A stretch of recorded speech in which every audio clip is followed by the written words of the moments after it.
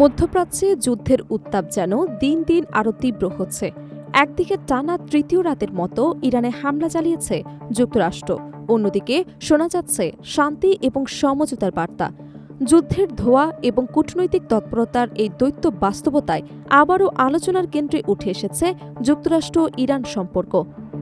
হামলায় অব্যাহত থাকলেও মার্কিন প্রেসিডেন্ট ডোনাল্ড ট্রাম্প বলছেন, মধ্যপ্রাচ্যের সংঘাতের অবসান ঘটাতে তেহরানের সঙ্গে সমঝোতার পথ এখনও পুরোপুরি বন্ধ হয়ে যায়নি, বরং আলোচনার সুযোগ এখনও রয়েছে।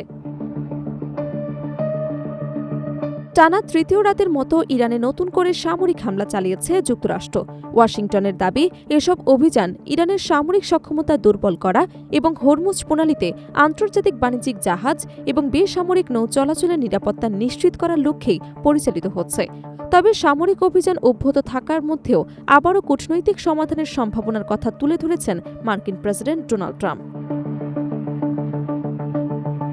মঙ্গলবার প্রকাশিত এক প্রতিবেদনে পাকিস্তান ভিত্তিক সংবাদ মাধ্যম দ্য ডন জানায়, যুক্তরাষ্ট্রের সামরিক বাহিনী টানা তৃতীয় রাতের মতো ইরানের বিভিন্ন লক্ষ্যবস্তুতে হামলা চালিয়েছে।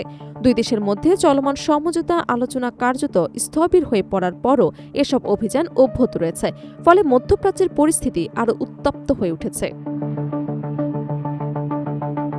মার্কিন সেন্ট্রাল কমান্ড এক বিবৃতিতে জানায়, সাম্প্রতিক হামলাগুলোর উদ্দেশ্যে ইরানের সামরিক অবকাঠামো দুর্বল করা, হরমুজ প্রণালীতে আন্তর্জাতিক বাণিজ্যিক জাহাজ এবং নিরীহ মানুষের ওপর সম্ভাব্য হামলার সক্ষমতা কমিয়ে আনা।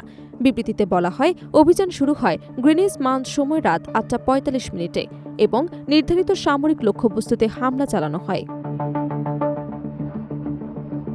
বিশ্বের অন্যতম গুরুত্বপূর্ণ জ্বালানি পরিবহন রুট হরমুজ প্রণালী দীর্ঘদিন ধরেই আন্তর্জাতিক নিরাপত্তা এবং ভূ রাজনীতির কেন্দ্রবিন্দু। এই প্রণালী দিয়ে বিশ্বের উল্লেখযোগ্য পরিমাণ অপরিশোধিত তেল ও জ্বালানি পরিবাহিত হয়, ফলে এই অঞ্চলে যে কোনো সামরিক উত্তেজনা আন্তর্জাতিক বাজার, জ্বালানি সরবরাহ এবং বৈশ্বিক অর্থনীতির ওপর সরাসরি প্রভাব ফেলতে পারে। সামরিক অভিযান চললেও কূটনৈতিক সমাধানের সম্ভাবনা পুরোপুরি উড়িয়ে দেননি মার্কিন প্রেসিডেন্ট ডোনাল্ড ট্রাম্প। হোয়াইট হাউসের ওভাল অফিসে সাংবাদিকদের সঙ্গে আলাপকালে তিনি বলেন, হ্যাঁ, আমি মনে করি একটি সমঝোতা সম্ভব।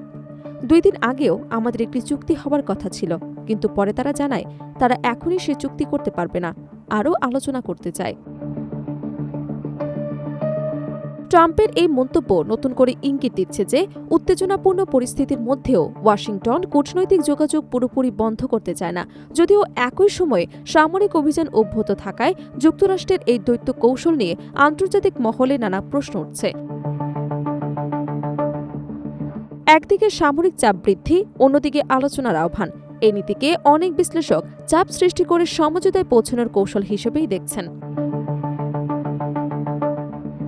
এদিকে ইরানের পক্ষ থেকে এখনও ট্রাম্পের সর্বশেষ মন্তব্যের আনুষ্ঠানিক কোনো প্রতিক্রিয়া জানানো হয়নি। তবে এর আগে তেহরান একাধিকবার জানিয়েছে, যুক্তরাষ্ট্রের সামরিক চাপ এবং হামলা অব্যাহত থাকলে আলোচনায় অগ্রগতি কঠিন হয়ে পড়বে।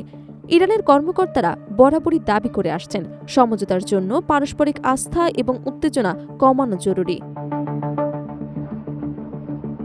বিশ্লেষকদের মতে, বর্তমান পরিস্থিতিতে মধ্যপ্রাচ্যে একই সঙ্গে দুটি প্রক্রিয়া চলছে। একদিকে সামরিক সংঘাত, অন্যদিকে কূটনৈতিক যোগাযোগের চেষ্টা। ইতিহাস বলছে, যুক্তরাষ্ট্র এবং ইরানের সম্পর্ক বহু দশক ধরে অবিশ্বাস, নিষেধাজ্ঞা এবং সামরিক উত্তেজনার মধ্য দিয়ে এগিয়ে চলেছে। ফলে যে কোনো সমঝোতা বাস্তবায়নের জন্য উভয় পক্ষের রাজনৈতিক সদিচ্ছা এবং পারস্পরিক আস্থা অত্যন্ত গুরুত্বপূর্ণ। সব মিলিয়ে টানা 3 রাতের মার্কিন হামলা এবং তার মধ্যেই ট্রাম্পের সমঝোতার বার্তা মধ্যপ্রাচ্যের চলমান সংকটকে নতুন মাত্রা দিয়েছে। যুদ্ধের উত্তাপ কমাতে কূটনৈতিক উদ্যোগ কতটা কার্যকর হবে, নাকি সামরিক সংঘাত আরও বিস্তৃত হবে, সেই প্রশ্নের উত্তরই এখন খুঁজছে আন্তর্জাতিক সম্প্রদায়।